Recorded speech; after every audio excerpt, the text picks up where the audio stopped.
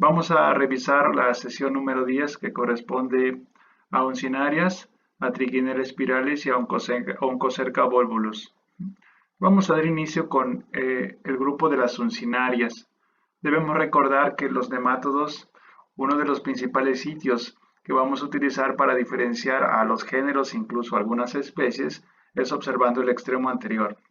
En el extremo anterior, como bien saben, vamos a observar el orificio bucal. El orificio bucal puede presentar ciertas características como coronas foliáceas, cápsula bucal, orificio bucal. Y en el caso del grupo de las uncinarias es muy importante identificar una prolongación de la cutícula que forma dientes triangulares o placas que va a utilizar este nemátodo para prácticamente mordisquear la mucosa intestinal. Aquí tenemos algunos géneros implicados o los principales géneros del grupo de las uncinarias, que es Ancylostoma duodenal, Ancylostoma caninum, Necator americanus y Uncinaria stenocéfala. Hay que recordar que es un nemátodo que vamos a encontrar afectando, como lo indica la especie Caninum, a los perros, a los gatos y de manera accidental a los humanos. Sin embargo, Ancylostoma duodenal sí es específico de los humanos. Necator americanus y Uncinaria stenocéfala afectan tanto a los caninos y también de manera accidental al humano. Entonces hay que mencionar que es una enfermedad de tipo zoonótica. Bien, el grupo de las uncinarias, cualquiera de los géneros y especies que acabamos de describir, lo vamos a encontrar en el intestino delgado. Hemos mencionado que esta gran cápsula bucal que presenta este género lo va a utilizar para prácticamente dar mordiscos con estos dientes triangulares o estas placas redondeadas o con formas ligeramente cuadradas o geométricas para generar una hemorragia y alimentarse de sangre. Tenemos que recordar también que este es un nemátodo hematófago, que realiza una acción exfoliatriz hematófaga. Y una característica muy interesante que tienen los nemátodos es que al momento de que se están alimentando, también pueden estar copulando con la hembra y al mismo tiempo la hembra puede incluso eliminar las fases de huevo, es decir, son nemátodos realmente muy eficientes y ocupan su tiempo prácticamente al 100%. A eso es lo que estamos observando. Esta correspondería a una hembra y este sería el macho. Recordar que los machos van a colocar el extremo posterior donde aquí alcanzamos a apreciar una bolsa copulatriz. En el caso del grupo de las uncinarias van a presentar en el extremo posterior los machos bolsa copulatriz que utilizarán como un guante de béisbol que va a rodear a la vulva de la hembra y con el apoyo de las espículas va a permitir abierta la vulva para depositar sus espermatozoides. Aquí alcanzamos a apreciar también una buena cantidad de nemátodos anclados a la mucosa a través de la cápsula bucal. Entonces no tenemos que olvidar que son hematófagos. Cuando se están alimentando van a tener esta apariencia rojiza. Cuando se encuentran en ayunas van a tener un color blanquecino o pálido. De apariencia son nemátodos que llegan a alcanzar una longitud de unos 16 milímetros aproximadamente. Tenemos que recordar, como ya se mencionó en la introducción, que los machos van a ser más pequeños con respecto a las hembras. Vamos a revisar algunos aspectos morfológicos. Aquí tenemos la diferencia en cuanto al tamaño de la hembra con el macho. Esta corresponde a una hembra. Este es el extremo posterior que termina en punta recta o punta roma y esto que vemos aquí corresponde a la cápsula, a la bolsa copulatriz. Esta es una bolsa copulatriz y este es el extremo anterior. Si se dan cuenta, tiene un aspecto ligeramente grueso. Esta imagen no nos permite evidenciar muy bien en esta parte anterior un ligero doblez o curvatura que presentan estos nemátodos, y es que estos nemátodos también se les conoce como gusano ganchudo, debido al aspecto en forma de bastón que llegan a presentar estos nemátodos. Aquí lo vemos directamente en la mucosa del intestino delgado, en donde alcanzamos a apreciar un color oscuro ligeramente cuando estos nemátodos se han alimentado. Prácticamente aquí vemos las lesiones producidas por los mordiscos que genera a través de la cápsula bucal. Una característica que presentan es que comienzan a realizar lesiones en la mucosa del intestino, y si es un sitio en el cual no es el adecuado para ellos para obtener sangre o generar una hemorragia, bueno, se desplazan a otro sitio y vuelven a dar este mordisco. De tal forma que vamos a ver áreas y puntos rojizos, áreas hemorrágicas en la mucosa. Esa es una característica que podemos apreciar directamente. Aquí alcanzamos a ver en esta imagen el extremo anterior de este grupo de las uncinarias. Para que nosotros podamos diferenciar entre estos géneros, tenemos que observar la prolongación o extensión de la cutícula que forma estas estructuras en formas triangulares que corresponde a dientes quitinosos.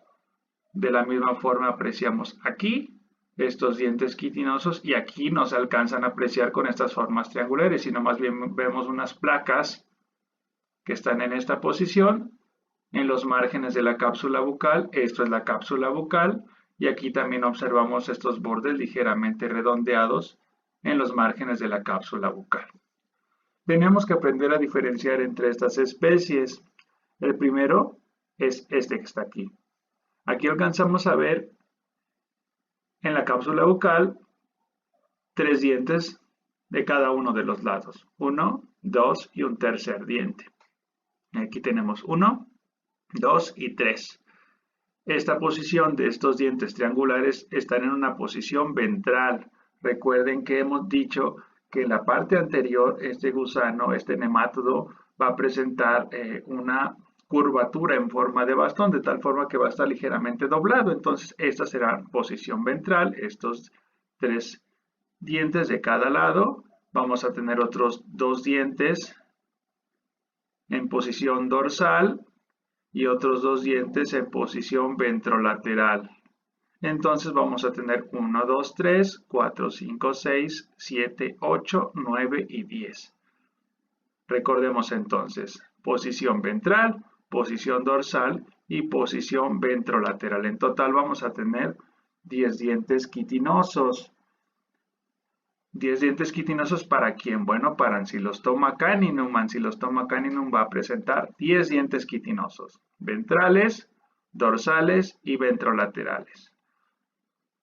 Ahora vamos a diferenciar a este, y lo que vemos, la característica interesante es que va a presentar prácticamente los 2 dientes dorsales y los 2 pares ventrolaterales. Sin embargo, aquí en los márgenes de esta cápsula bucal ya no vamos a ver 3 dientes de cada lado.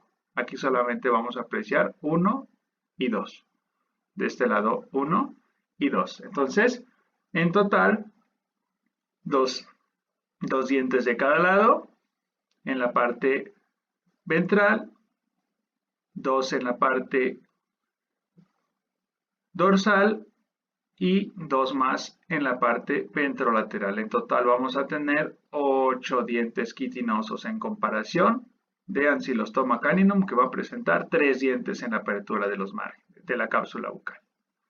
De este lado vamos a ver a Necator americano.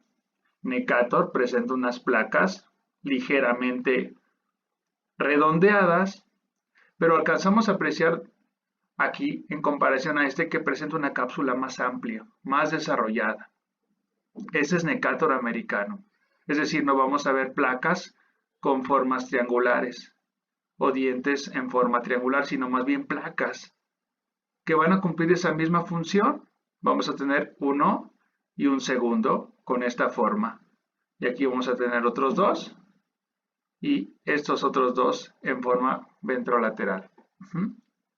Pero lo más importante con el cual nos podemos basar para identificar un género, simplemente con los primeros dientes en los márgenes de la cápsula bucal. En comparación con este que es Uncinaria estenocéfala, Uncinaria estenocéfala presenta una cápsula bucal más alargada, menos amplia en comparación con Necator, y solamente vamos a ver estos.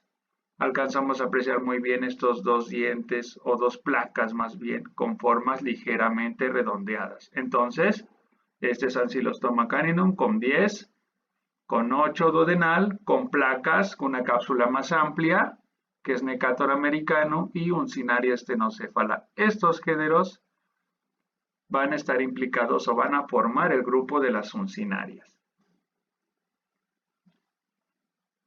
Bien, extremo posterior de la hembra y extremo posterior del macho. Ese es el extremo posterior de la hembra. Habíamos dicho que el extremo posterior va a terminar en forma recta o punta roma. Ese es el extremo posterior. Mientras que el extremo posterior de los machos, como hemos dicho, algunos nemátodos pueden llegar a presentar bolsa copulatriz y es el caso del grupo de las uncinarias, que sí presenta una cápsula, una bolsa copulatriz, perdón. Y esto que alcanzamos a apreciar aquí corresponde a los rayos bursales, ¿sí? Esas estructuras, estas líneas oscuras que vemos aquí, que le van a permitir ejercer esa presión y para el momento de rodear a la vulva, a la hembra, y de esta manera impedir que ésta se libere. Y de esta forma poder copular con ella. Aquí no alcanzamos a ver las dos espículas, no alcanzan a sobresalir, al menos en esta imagen, de la bolsa copulatriz. En la literatura pueden encontrarlo como bolsa copulatriz o bursa copulatriz, ¿ok? Entonces, extremo posterior del macho, bolsa copulatriz, extremo posterior de la hembra, punta recta o punta roma. Vamos a revisar algunos aspectos diagnósticos. Tanto la especie Caninum como Dodenal, como Necator y Uncinaria estenocéfala van a presentar la fase de huevo con una forma muy similar. Es decir, va a ser muy difícil que nosotros podamos distinguir si se trata de Caninum, de Dodenal, de Necator o de Uncinaria. Para que nosotros podamos llegar a determinar cuál es el género y cuál es la especie, tenemos que realizar, como lo indica en la parte de abajo, bueno, aquí no lo menciona, pero es muy importante que se realice un cultivo larvario. Los huevos eliminados por este grupo de uncinarias, cuando son eliminados directamente con la materia fecal, se van a observar de esta forma. Son huevos ovalados. En el interior vamos a observar esas estructuras en forma esférica. Estos serán blastómeros, es decir, son huevos blastomerados.